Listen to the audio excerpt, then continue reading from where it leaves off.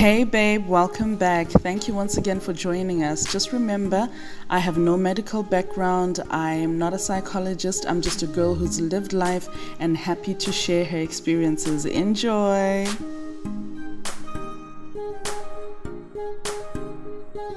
Hey babe, how you doing? Welcome back to another week, another opportunity just to hang out. My name is Thembi from iThink, iWrite, iThink, iPray, and iThink, iRead. And yeah, I'm back again this week. I hope you're well. I hope your families are well. It is well with my family. All things are working for our good, and I am excited to see what God is about to do. So we continue with our topic, dreaming big. And today I want to talk about dark past. No, not dark past. Broken pasts, big dreams. Yeah. So I want to talk about how basically what we find in the world is that the people that have the biggest dreams ever are the people that come from the most broken places. And that it is never proper to invalidate a dream based on where you are coming from, because you don't understand the circumstances that somebody else is coming from. And I really want to start off with, or lead from the scripture in Job chapter 8, verse 7 that says, though your beginning was small, yet your latter end should greatly increase. Though things seemed like they were not headed anywhere, though things seemed like they were deteriorating, they were falling apart, though it seems like you came from hopelessness, yet your latter end should greatly increase. Why? Because the Bible says in Habakkuk, write the vision down, that the runner may run with it. And I like what it says after that. It says the vision is yet for an appointed time. It's going to come to pass. It's going to happen. Though it may tarry, it will not delay. Though it may delay, it will come to pass. It will happen eventually. And the reason I'm talking about big dreams and broken places is because so many of us, most of us, have experienced the hardships of life. And our dreams are determined from or have come from that place where we wanted to fight what we were going through. We wanted to fight what we were experiencing so hard. We wanted to break out. We were literally squirming out of that position when that dream was born.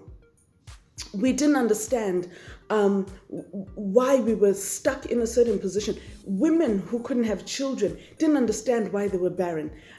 Women that needed to birth a business because they came from poverty didn't understand why they had to be the ones who used old rags for sanitary pads. They didn't understand why they had to be the ones who constantly had to stay away from school simply because they were having their monthly period. Now, at the end of the day, that dream for her to be able to work in an office, even if it's as a cleaner, even if it's as a receptionist, even if it's not as the GM or the MD, her dream is valid because all she wants to be able to do is buy herself a pack of sanitary wear. We don't understand where people's dreams are coming from, where they were birthed from. When a person decides their dream is literally to get married, how many people have been told that marriage is not a goal? Hey, if you come from a family where every woman never got married, where every woman does not have a husband, if you come from a family where every marriage ended in divorce, you are going to make marriage your dream and your dream is valid. If you come from a family where nobody graduated in anything, everybody ended in standard 10 or standard 8 or standard 7, everyone ended at a position that didn't give them an advantage in life, a diploma, a certificate is a dream to you and it's valid. So I'm talking today about broken dreams or broken pasts and big dreams. The dream can be as big as you want it. The dream can be as big as you perceive it. The dream can be as big as, you appreciate its size. And it's not determined by whether it's approved by the next person or not. When I talk of broken pasts, when I talk of your beginning being small, I'm talking about anything that ever made you feel little, anything that ever made you feel belittled, like you were nothing, like you were nobody, like you deserved to be the scum of the earth. That's what I'm talking about. What is that thing that hurt you so much? What is that thing that destroyed your self-esteem, your self-worth? What is that thing that took you from the high horse of believing that life had everything planned out for you and dropped you to the depths of discouragement and left you for dead? I'm reminded of Joseph, how Joseph literally was golden boy, obviously, especially when his mom was still alive. We understand that from 12 years of age, it was easy to ridicule him because he had no mother. He had 11 or 10 older brothers, and so really he was insignificant. Nobody would look to him for advice, for, whatever it is that was needed. And believe me, when you have no mother to watch over you and you have a father who's a polygamist, you're going to feel the strain, the stench, the pain of being the other child. Now, it doesn't matter that Joseph could have said, oh, my mom was the most beloved by my dad. She was dead. She was not there. You can only tell the story of what was for so long before people remind you of what is. You have no mother. You are the least of the least. You are the smallest here. You are the one we don't really care about. Now, kids can be rough. So I can imagine how his brothers used to taunt him. I can imagine the tricks they used to play on him. I can imagine the pranks they used to play. Now, if it isn't that bad, if it isn't, the fact that you are nobody, you're the baby here. Yeah, there's Benjamin, but you're the eldest of nothing. You're the eldest child of no future. You're the eldest child of the least of the inheritance. You're the eldest child of what? Dad could say he loved your mom, but so what? My mom's alive. Leah's alive. Bila is alive. All those other concubines or, other wives are still alive and they're taking care of their boys. Those boys have the advantage. Oh, believe me, he wasn't even the last of just the boys. There were daughters as well. So he could have been well in number 20-something as a kid. That's harsh. That's starting off low. Especially when you know that things used to be well. My dad used to love my mom. We used to have the best of the best portions because dad would favor mom. That favoritism is gone because what? Mom's not there. Now, 5 years or so later, he starts having dreams. Oh, he wakes up with a twinkle in his eye and he says, guess what? Oh my gosh, I dreamt this and this and this and this.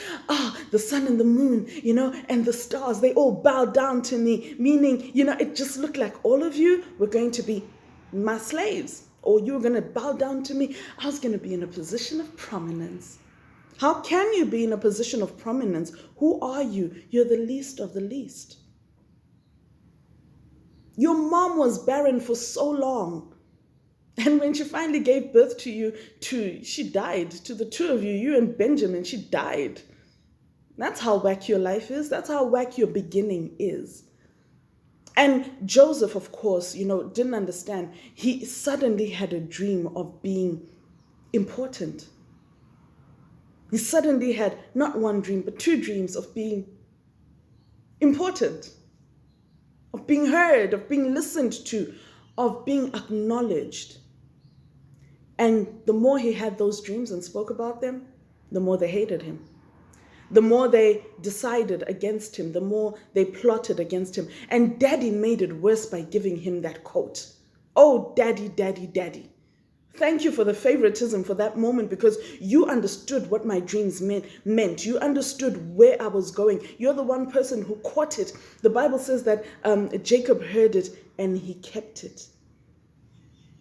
So he caught it and quickly decides to make his son a robe of many colors to show off that, yes, this one is going to be great one day. But brothers are not having it. Circumstances in life are not going to have that dream of yours. Who do you think you are? Get married, Wena. After everybody else in your family has failed, who do you think you are? Have children, Wena.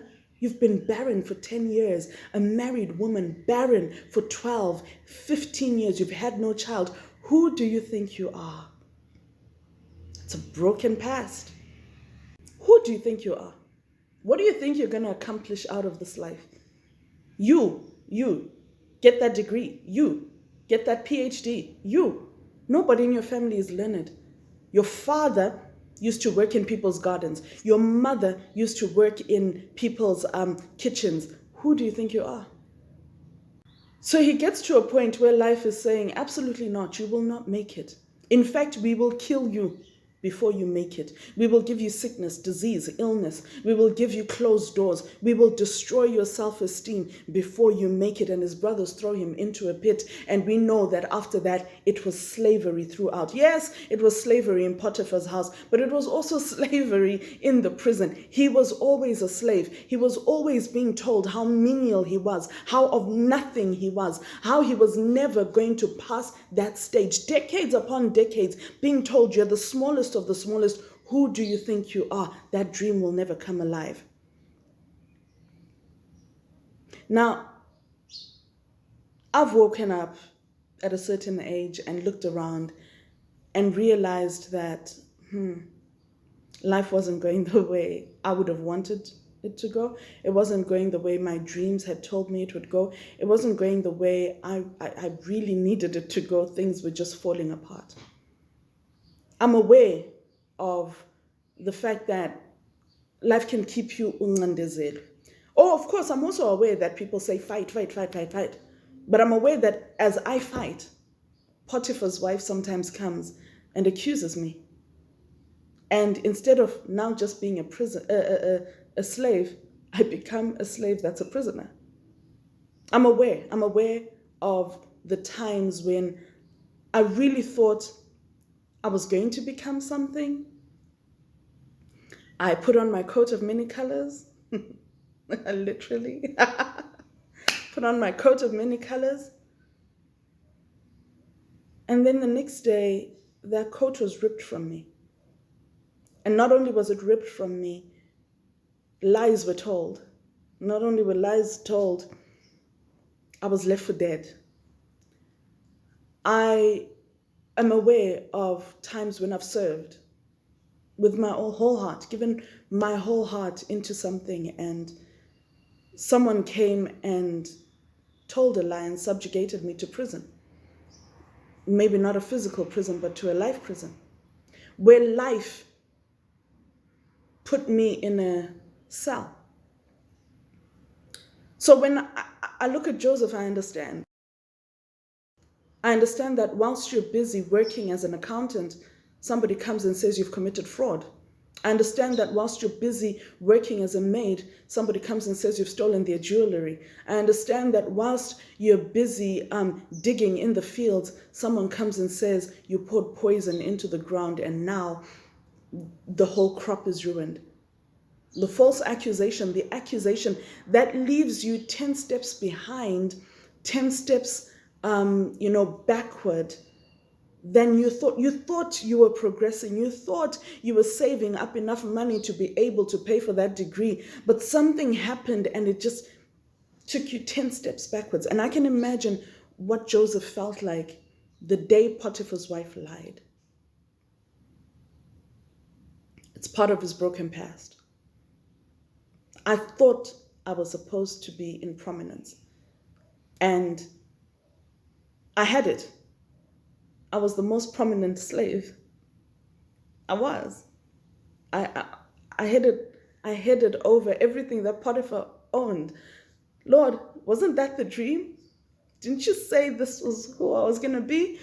Didn't you say that I was going to lead people? I was leading them. She lied.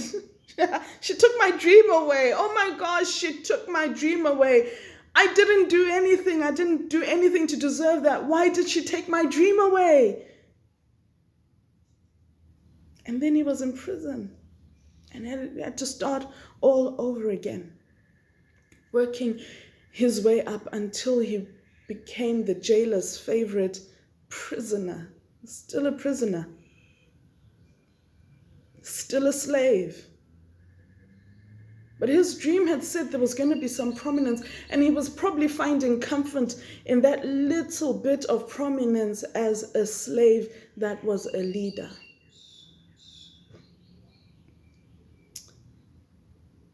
He had tidbits of flashes into his future, into his dream, but he was still a slave. He was still stuck. One day they asked you to run a project, you ran it well, but they never promoted you. One day you carried a baby for 2-3 months, and you're about to become a mom, and baby went. And you don't even know why, because you did everything right? One day you were busy doing your certificate in auto electrics, and suddenly there was no fees, or the school shut down, or the economy broke down in such a way, in such an extent that you couldn't finish off your certificate. These things happen. The broken past does happen. The broken past does exist. But the vision is yet for an appointed time. And though it tarries, it will not delay. It will happen. Your big dream is so valid that with or without your input, at some point, it's going to burst forth. Probably when you least expect it. Because remember, when you were in that office and that man walked in and he said something and you dropped a little, voice and you said, yeah, I can do that, but he never called you back. Or when, you spoke to that doctor and that doctor said to you, oh yeah, no, if we give you these injections, you'll carry a baby.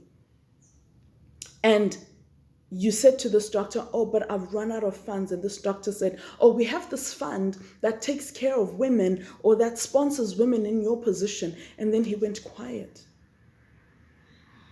Or you met up with a man who promised you the world and said he would take care of your school fees, take care of your housing, take care of your needs. And then that man died of stroke and heart attack. And you were almost there, but it just didn't happen. That's part of the broken past that I'm talking about. But in speaking of that broken past, I'm also talking about the big dream and how that big dream happens, how that big dream comes to pass. Most times when we least expect it, most times when we've forgotten about it, most times when it's been hardest, most times when it's been the darkest, most times when it's been the most heart-wrenching. One day you are called up. You don't even know what happened. You don't even know how it happened. You don't even know how your name got into that person's lips. You don't even know how you passed that first trimester and finally you reached 5 months and were able to feel the kicks. Finally, you were able to reach 8 months and you had 4 weeks to giving birth. And finally, you held a baby in your hands. Most times when we've given up hope, when we've lost all sense of, yeah, it's going to come to pass, when we've settled with what we have, you get the email. You've been accepted for your PhD. When did I even get past my degree? One day you wake up and you check the lottery numbers and you've got the jackpot. Yes, you who were born in a dumpster where your mom didn't want you and they threw you away. I read so many stories this past weekend or this past week of children that were thrown away. One day you wake up, babe, and the lottery numbers match. One day you wake up and you check your hand and the ring is seated there and it's been seated there for 30 years. You've been married for 30 years, you've got beautiful children and you have a wonderful testimony to tell. One day you wake up and you have that job, you have that car, you have that home. One day you wake up and you've watched your young brother, your young sister graduate and you realize I paid for that. One day you wake up and things are just in place and you don't really understand how it happened, but remember, all things work together for good to them that love the Lord and are called according to his purpose. Your big dream is valid. It's going to come to pass. One day, you wake up and you're celebrating and you're like, them that dreamed. When the Lord turned again the captivity of Zion, we were like them that dreamed. Our mouths were filled with laughter, our tongues with songs of singing. And the heathen said unto us, the Lord has done great things for them. And we said, yeah, God has done great things for us, whereof we are glad. Not sad, glad. In everything that I've said, if you're the least of the least, if you're Joseph, if you are forgotten, if you're hated, if you are thrown in pits, if you're accused falsely, whatever I've said, I want you to always remember that the dream is valid. It's going to come to pass. It's going to happen. Doesn't matter what you've had to go through. The dream is coming to pass. It's just for an appointed time, but it's coming to pass. It's going to happen. If there's anything that I can say to anyone out there, I don't know what dream you've lost hope in. I don't know why you shelved it away. I don't know why you put it away. I don't know why you told yourself it's not going to happen. But I want to encourage you today. And I'm not speaking from the point of view of somebody who knows your life tomorrow. I'm speaking from the point of view of somebody who knows God. Your dream is valid. Your dream is going to come to pass. Your dream is going to happen.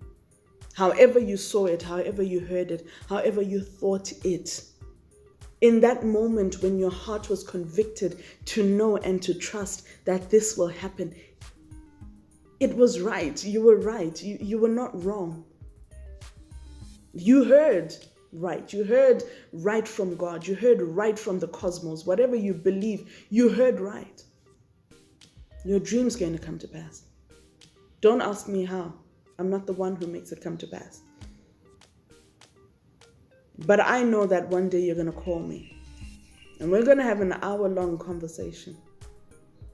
And you're going to tell me about how dark it was at some point. But how now you have an Ephraim, the son of forgetting your past. Just to remind yourself, I'm now forgetting the pain of my past. But you'll also tell me that you have a son called Manasseh.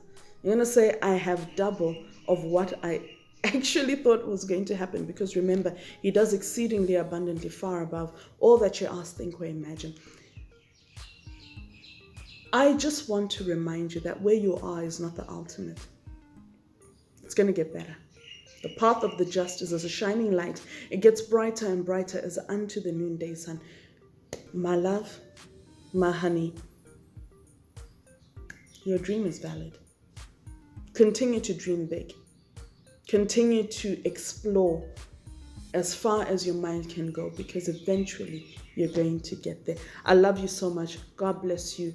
Please like, subscribe, share, whatever you like. Please get a hold of us. Let's talk, let's chat. And we'll see you next week. God bless you.